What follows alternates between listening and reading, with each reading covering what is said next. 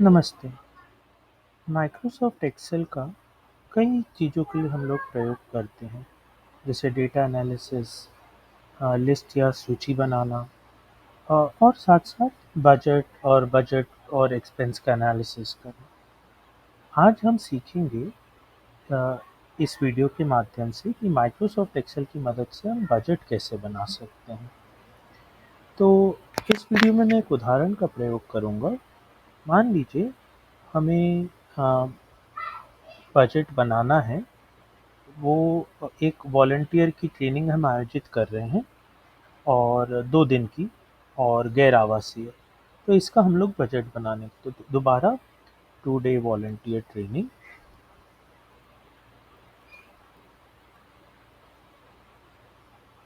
Non residential, और इस उदाहरण के लिए हम लोग मानेंगे कि ये बजट एक कम्युनिटी इंस्ट्रक्टर मोबिलाइज़र को बनाना है, ताकि वो अपने जो 5 गाँव हैं उनके लिए वॉलंटियर्स की ट्रेनिंग को आयोजित करे। तो फॉर 5 विलेजेस।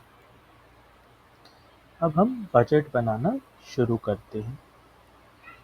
तो कभी भी जब हम बजट बनाएं, तो हमें देखना होता है कि किस किस तरह के खर्च आएंगे। पर केवल ये काफ़ी नहीं होता है कि हम बता दें कि किस किस तरह के खर्च आएंगे और कितना खर्चा आएगा। हमें उसे थोड़ा सा डिटेल में बताना होता है कि कितने यूनिट्स होंगे, कितने पार्टिसिपेंट्स होंगे, प्रतिदिन कितना खर्च आएगा, पर आइटम कितना खर्च आएगा, ताकि जो जिसको भी हम बजट भेज रहे हैं वो भी एनालिसिस कर सके और हम भी एनालिसिस कर सकें। तो ये कुछ हेड्स होते हैं बजट के। सीरियल नंबर, हेड, जिसमें हम बताएंगे किस तरह का खर्च है। Number of units. अब ड्रैग, ये कॉलम हमें दिख रहा है कि इसकी साइज़ थोड़ी सी कम है, तो मैं दो तरह से कर सकता हूँ। या तो मैं इसको सिलेक्ट करूँ और ऐसे आता है तो मैं इसको ड्रैग कर सकता हूँ, या फिर मैं फॉर्मेट में जाके ऑटो फिट कॉलम विड्थ करता हूँ तो भी वो बड़ा हो जाता है। पर मैं अभी के लिए चाहूँगा कि मैं थोड़ा इसको और ड्रैग करूँ, तो मैं इसको ऐसे सिलेक्ट कर लेता हूँ और साइज़ बढ़ा देता हूँ। मैं हेड की भी साइज़ बढ़ा देता हूँ और नंबर ऑफ डेज़, इसको मैंने फिर से ड्रैग कर दिया। Per unit cost per day, इसको भी मैं ड्रैग कर देता हूँ ताकि इसकी साइज़ थोड़ी बड़ी हो जाए। टोटल, और यहाँ पे मैं रिमार्क्स लिखना चाहूँगा ताकि मैं बजट को और अच्छे से समझा सकूँ। अब बजट दिखना अच्छा ज़रूरी है, तो जो हेडर रोज़ होता है उसको हम बोल्ड कर देते हैं। सिलेक्ट किया और यहाँ जाके बोल्ड कर दिया। मैं कंट्रोल बी दबाने से भी बोल्ड कर सकता हूँ। अब मुझे इसके अराउंड बॉर्डर बनाना है, तो मैं ये सबको सिलेक्ट कर लेता हूँ और यहाँ पे जाके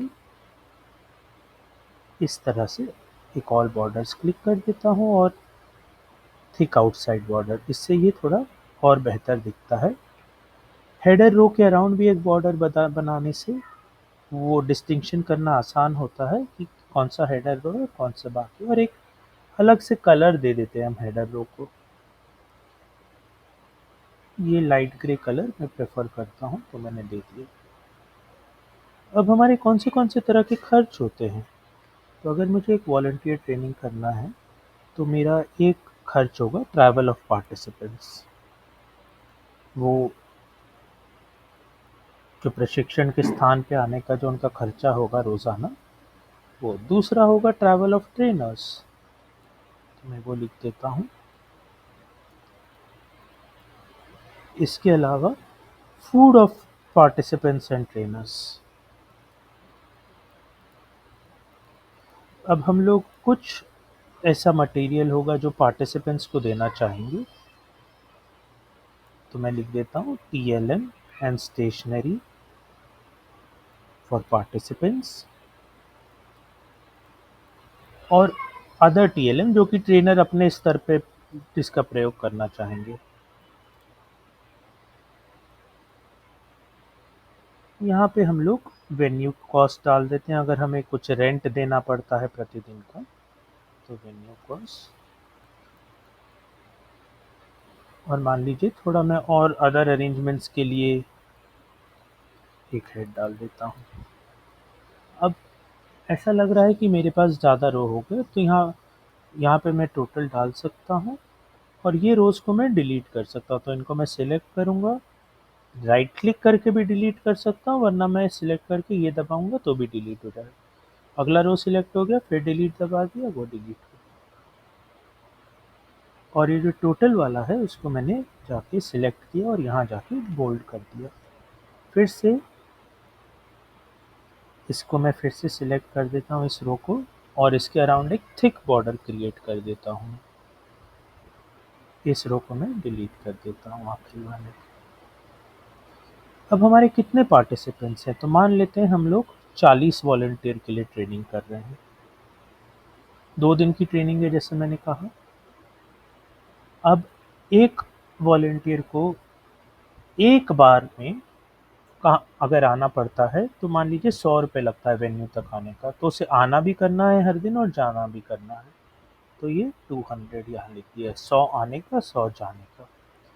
ये सब मैं रुपीज़ में लिख रहा हूँ, ये बताना ज़रूरी होता है, तो इन रुपीज़ कर दिया। यहाँ पे भी मैं थोड़ा ड्रैग करके इन रुपीज़ कर देता हूँ और रिमार्क्स में लिख देता हूँ 100 रुपीज़ पर पार्टिसिपेंट। ये थोड़ा और समझाने के लिए, देखने वाला बेहतर समझ जाए। For travel to venue and rupees and 100 rupees per participant for return.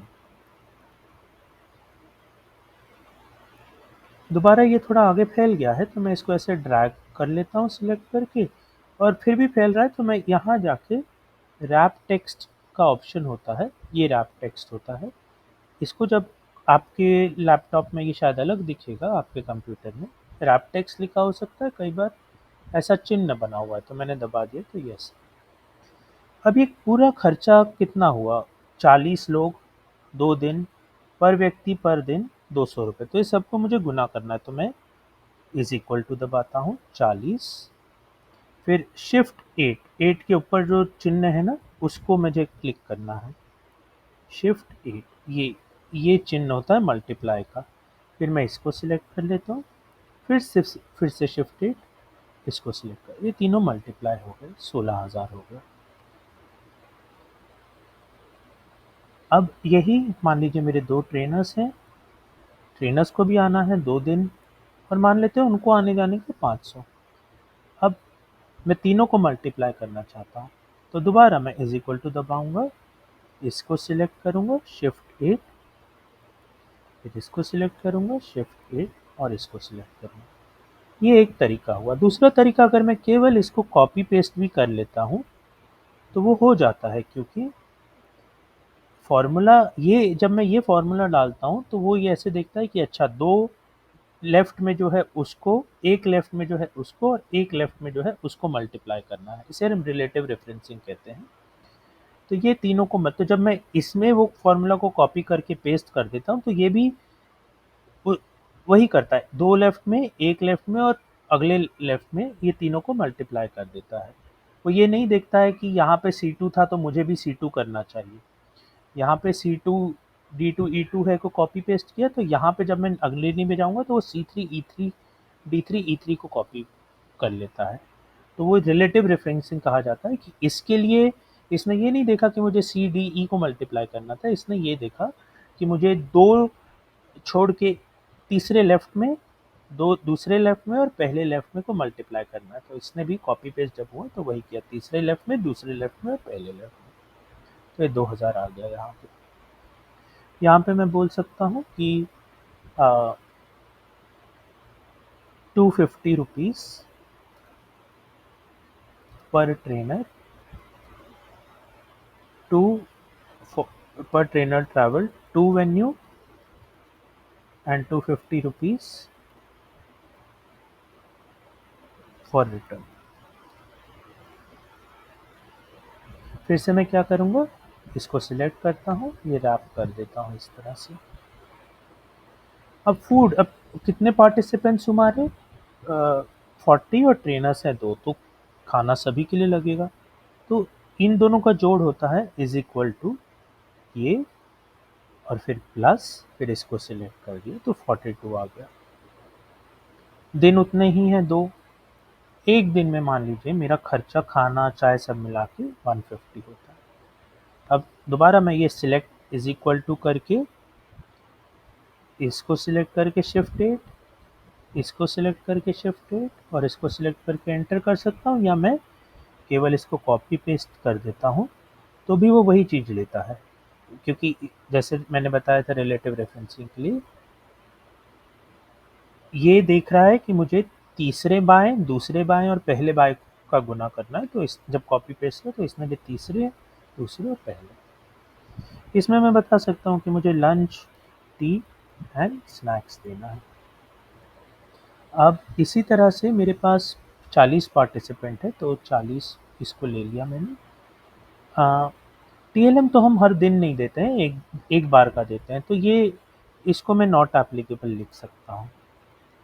और एक व्यक्ति पे अगर मुझे टीएलएम देना है तो मान लीजिए मेरा 100 रुपये का खर्चा होता है, और मैं इस इज इक्वल टू ये गुना ये, और फिर एक्सप्लेन कर देता हूँ ₹100 या टीएलएम वर्थ ₹100 पर पार्टिसिपेंट। दोबारा मैंने ये नॉट एप्लीकेबल इसलिए किया क्योंकि हम हर दिन टीएल मटेरियल नहीं देते हैं, पूरी ट्रेनिंग का मिला के करते हैं, इसलिए नंबर ऑफ डेज का यहाँ मायने नहीं। इस नंबर ऑफ डेज को मैं काला भी कर सकता हूँ, तो यहाँ जाके मैं सिलेक्ट करूँगा और इसको मैंने ब्लैक कर दिया। अदर टीएलएम जैसे मैंने बोला ये लमसम हो सकता है, तो इसमें नंबर ऑफ यूनिट्स या डेज के मायने नहीं है। मान लीजिए मुझे लगता है मुझे 5000 या 1000 का और टीएम लगेगा, इस सबको मैं ऐसे ब्लैक कर देता हूँ, 2000 का ले लेते हैं, तो इसको 2000 कर दिया। लमसम टीएलएम कॉस्ट, जो कि ट्रेनर यूज़ कर सकते हैं बाकी और अरेंजमेंट के लिए। वेन्यू मान लीजिए मुझे 2 दिन का कुछ किराया देना पड़ता है, तो वेन्यू तो एक ही है, 2 दिन है, और मुझे किराया देना पड़ता है मान लीजिए 1 दिन का 500 रुपये। तो फिर दोबारा इन तीनों को मैं गुना कर देता हूँ, ये गुना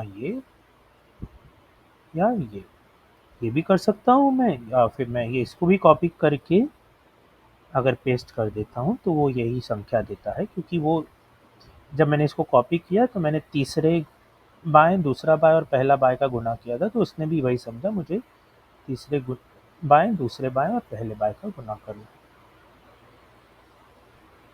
यहाँ पे मैंने थोड़ा सा एक्सप्लेन कर दिया। और अदर अरेंजमेंट्स भी लमसम हो सकते हैं, तो मैं इसको इस तरह से काला कर देता हूँ। मान लीजिए तो कुछ और चीज़ें जो मैंने पहले सोची नहीं है, वो सब के लिए मुझे 1000 रुपये का बफर चाहिए, तो मैंने 1000 रुपये ऐड कर दिए। अब ये नंबर ऑफ यूनिट्स इन सब का यहाँ पे मायने नहीं है, मुझे टोटल दिखाना है, तो मैं इसको काला कर सकता हूँ, और टोटल दिखाने के लिए इज इक्वल टू सम, और सम में ये पूरे को कॉपी करता हूँ और ऐसे ड्रैग कर देता हूँ।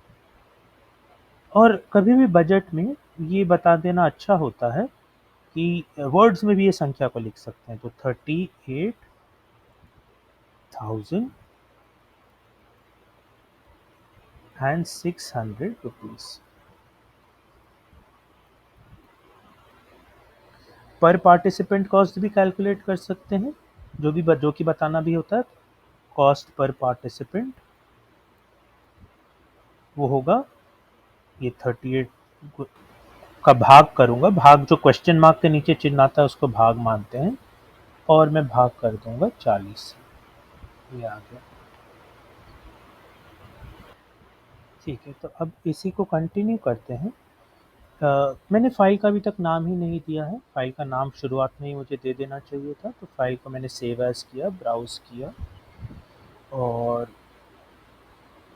अब मैं इस फ़ाइल का नाम देता हूँ बजट फॉर वॉलंटियर ट्रेनिंग। और हाँ, मान लीजिए मैं अपना नाम भी डाल सकता हूँ यहाँ पे नीरज, और यहाँ पे 16 जून अंडरस्कोर करके सेव कर दिया मैंने। इसमें जनरली जब हम संख्याएं लिखते हैं तो हर 1000 के बाद कॉमा आता है, तो ये भी मैं कर सकता हूँ, ये सबको मैं सिलेक्ट करता हूँ और यहाँ जाके मैंने ये कॉमा को दबा दिया। ऐसे दबाता हूँ तो इस तरह से दशमलव आ जाता है। तो दशमलव कम करने के लिए मैं ये चिन्ह को दबाता हूँ तो दशमलव कम हो जाते हैं मेरे। ये करके मेरा ये हो गया। अब बजट मेरा ठीक जा रहा है, इसको भी जाके मैंने रैप टेक्स्ट कर दिया। ठीक। अब इसमें इस तरह से बजट बनाने के कई फ़ायदे हैं। अगर मुझे 40 की जगह 50 पार्टिसिपेंट्स करने हैं तो मेरा बजट मैं देख सकता हूँ कैसे बदल रहा है। 50 ये बदल गया सब। और अगर मुझे 40 2 दिन की जगह 3 दिन की ट्रेनिंग करनी है तो मैं सबको 3 कर देता हूँ और मुझे 3 दिन के ट्रेनिंग का भी खर्चा मिल जाता है।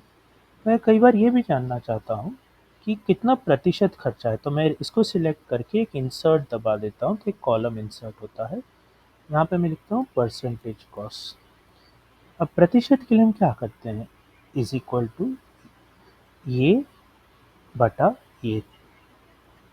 पूरा जो है वो 38,600 है, उसमें मुझे पता करना है 16,000 कितना प्रतिशत है। तो 16,000 बटा 38,600 गुना 100,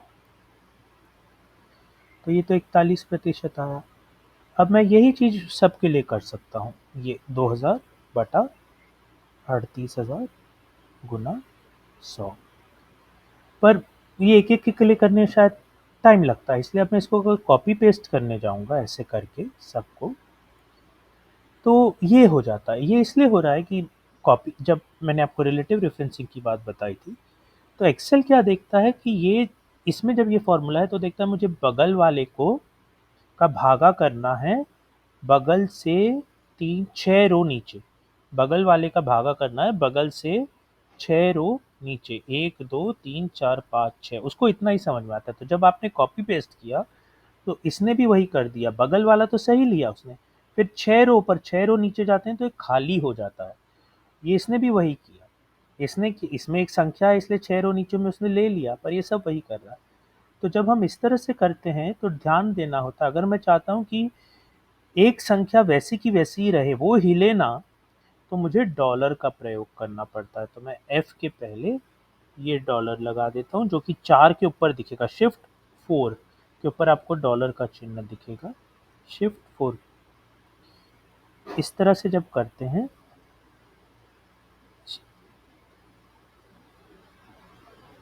F10 नहीं, सॉरी F9 होना चाहिए था।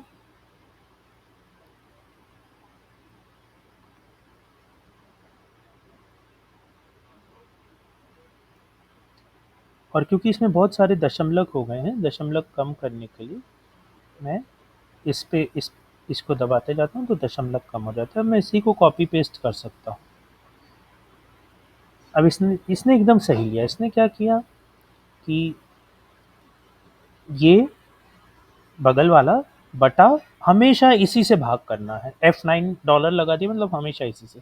तो इसने भी वही किया, बगल वाला का भाग किया F9 से ही, फिर बगल वाले का भाग किया F9 और सबको 100 से गुना किया। तब मैं ये देख रहा हूँ ये करने में, जब मैं कॉपी पेस्ट करता हूँ कभी कभी मेरा फॉर्मेट गड़बड़ हो जाता है, तो मैं इसको दोबारा सिलेक्ट करके ये थिक बॉर्डर डाल देता हूँ। इसको cost per participant in rupees लिख दिया और ये मेरा बजट बन गया। ये इस तरह से बजट बनाने से मैं एनालिसिस भी कर सकता हूँ कि मेरा सबसे ज़्यादा खर्चा ट्रैवल में जा रहा है, फूड में जा रहा है, तो शायद मुझे गैर आवासीय करके देखना चाहिए ट्रेनिंग। तो इस तरह से टीएलएम में काफ़ी कम खर्चा जा रहा है तो गैर आवासीय के फ़ायदे हो सकते हैं। तो इस तरह से हम लोग बजट बनाएं और प्रस्तुत करें तो हम भी विश्लेषण बेहतर तरह से कर सकते हैं और सामने वाला भी। धन्यवाद।